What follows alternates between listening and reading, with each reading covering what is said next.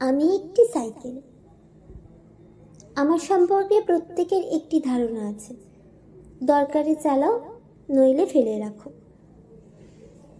কখনো কখনো সূর্যোদয়ের পর থেকে সূর্যাস্তের আগে পর্যন্ত অনবরত চলতে থাকি আমি।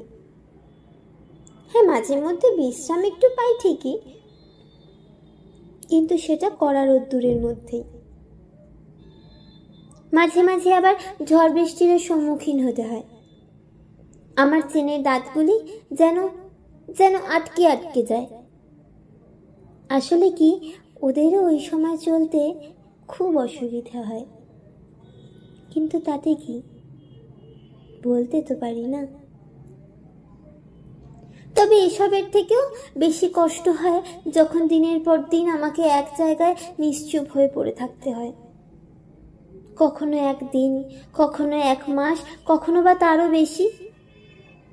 এভাবে ধুকে ধুকে যখন জং লেগে যায় আমার সারা শরীর, তখন নিস্তেজ হয়ে পড়ে। তারপর হঠাৎ একদিন আমাকে আমার আরোহীর থেকে আলাদা হতে হয়। আমার জায়গায় তখন অত্যাধুনিক মোটর সাইকেল। আমার তখন আর কিসেরই বা দরকার। শেষে আমার জায়গা হয় নতুন কোনো আরোহীর কাছে, বা হয়তো কোনো ভাঙাচোরা বিক্রির দোকানে। সেখানে যখন আমার অঙ্গ প্রত্যঙ্গগুলোকে আলাদা করে দেওয়া হয়, তখন মনে হয় চিৎকার করে বলি, আমার কি দোষ? আমি তো সারা জীবন তোমার উপকারই করে গেছি।